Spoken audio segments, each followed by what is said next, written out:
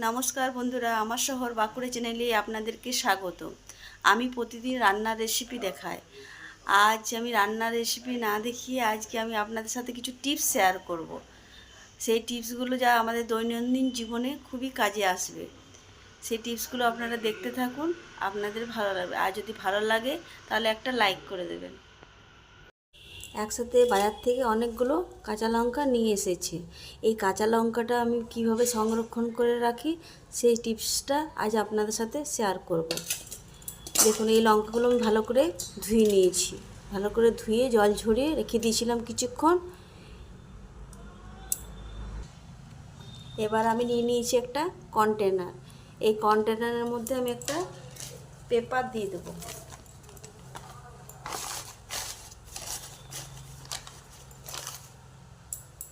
Paper দেওয়ার পর এবারে এই যে লঙ্কার বোটাগুলো আছে সেগুলো আমি ছাড়িয়ে নেব।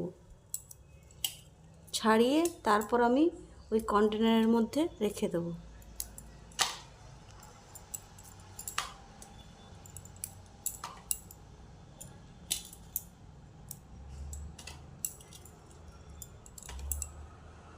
লঙ্কাগুলো সব আমার ছাড়ানো হয়ে গেছে। এবার এটা কাগজের মধ্যে মুড়ে তারপর ঢাকনা কন্টেনার লাগিয়ে ফ্রিজের মধ্যে রেখে দেবো। তাহলে লঙ্কাটা আর পচবেও না, আর অনেক দিন ধরে সংরক্ষিতও থাকবে। এটা হচ্ছে আমার ফার্স্ট টিপস। আমার সেকেন্ড টিপস হচ্ছে পেঁয়াজ। অনেক সময় পেঁয়াজ কাটলে দেখবেন চোখ দিয়ে জল বেরিয়ে আসে, ঝাঁঝ লাগে। আর যাতে ঝাঁঝ না লাগে আমি এই ট্রিক্সটা ব্যবহার করি। কাটার 10 মিনিট আগে আমি পেঁয়াজটা ফ্রিজে রেখে দিই।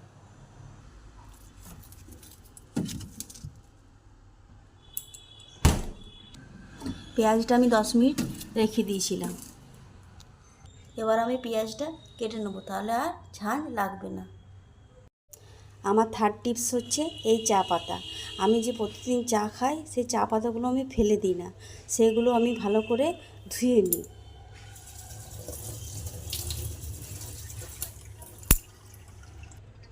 আমি ভালোভাবে ধুয়ে নিয়েছি। এবার এগুলো রোদে আমি শুকোতে দিয়ে দেবো। এই দেখুন বন্ধুরা, চা পাতাগুলো আমি রেখে দিয়েছি ধুয়ে। আর আমি দীর্ঘদিন ধরে ধুয়ে ধুয়ে রেখেছি এই চা পাতাগুলো। এই চা পাতাগুলো শুকিয়ে গেছে। এইগুলো নিয়েই আজ আমি টিপস দেখাবো। প্রথমে আমি জল গরম বসিয়ে দেবো।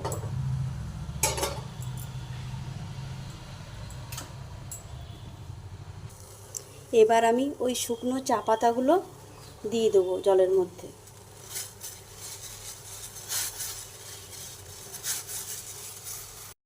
চা পাতা জলটা ফুটে গেছে। এই জলটা দিয়ে আমি কি করি সেটা আপনাদেরকে দেখাচ্ছি। এটা আমি কিছুক্ষণ ঠান্ডা হতে রেখে দেব। এবারে আমি চা পাতা জলটা ছেঁকে নেব। ছেঁকে আমি কিছুক্ষণ ঠান্ডা হতে দেবো। এইদিকে চা পাতা জলটা ঠান্ডা হতে থাক। এই চা পাতা দিয়ে আমি আর একটা টিপস আপনাদেরকে দেখাবো। এটা হচ্ছে চা পাতার সেকেন্ড টিপস। অনেক সময় দেখবেন জুতোর পরার পর জুতোর মধ্যে অনেক গন্ধ হয়, জুতোর ভিতরটা প্রচণ্ড গন্ধ বের হয়। এই যাতে গন্ধ না বের হয় তার জন্য আমি কি করি, প্রথমে একটা কাগজ নিই, ছোটো মতো কাগজের মধ্যে দিয়ে দিই চা পাতা। চা পাতা দেওয়ার পর এটা ভালো করে দু সাইডে মুড়ে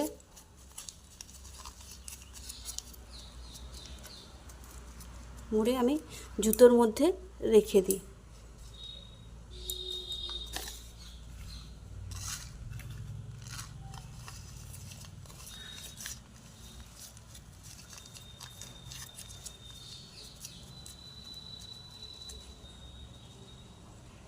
এটা হচ্ছে আমার চা পাতার সেকেন্ড টিপস। এবার আমি আপনাদেরকে দেখাচ্ছি ওই চা পাতা জলটা দিয়ে আমি কি করেছি। এই দেখুন বন্ধুরা, চা পাতার জলটা ঠান্ডা হয়ে গেছে। এই জলটা দিয়ে আমি কাঠের আসবাবপত্র মুছে নেব। প্রথমে একটা সুতির কাপড় নেব।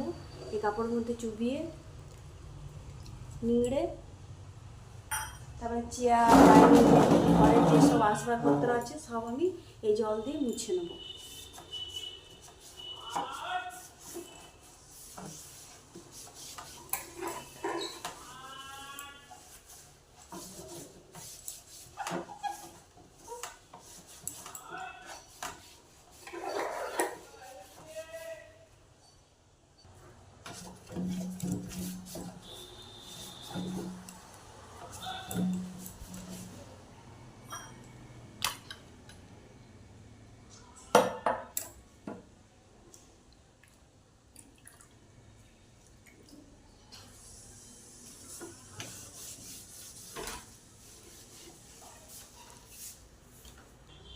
দেখুন বন্ধুরা, আমার ডাইনিং টেবিলটা পুরো মোছা হয়ে গেছে।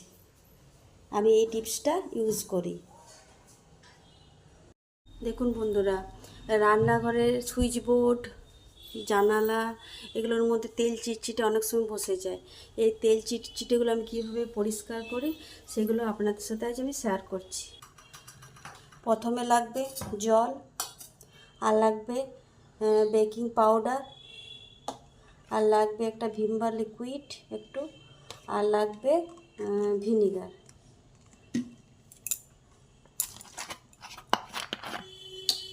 আমি দিয়ে দেবো 2 চামচের মতো ভিনিগার।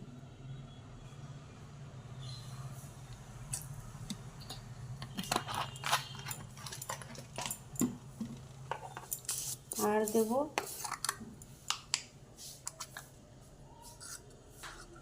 Baking soda.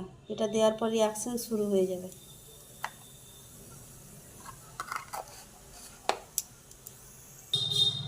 আর লাগবে ভিনিগার লিকুইড। এগুলো সব আমি একসাথে ভালোভাবে মিশিয়ে নেব।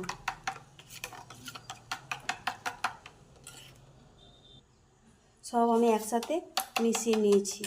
এবার আমি একটা স্প্রে বোতল নিয়ে নিয়েছি।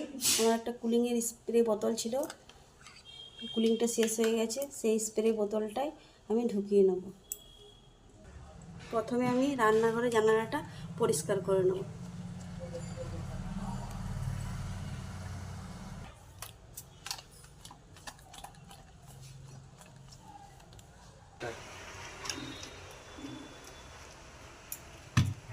তারপর প্রথমে রান্নাঘরটা পরিষ্কার করে নেব।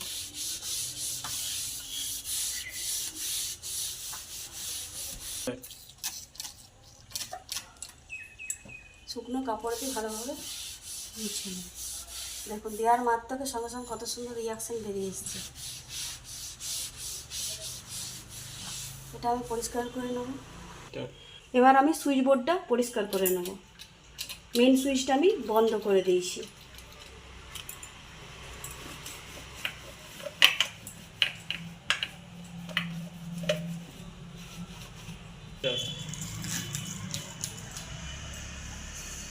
বন্ধুরা, মেন সুইচটা অতি অবশ্যই আগে বন্ধ করবেন, তারপরে আপনারা করবেন। আর আমার এই লাইটটা জ্বলছে কারণ এটা আমার ইমার্জেন্সি লাইট।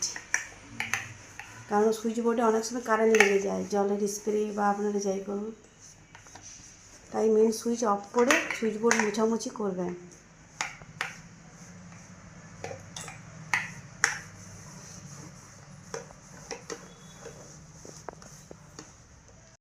আজ এই পর্যন্তই।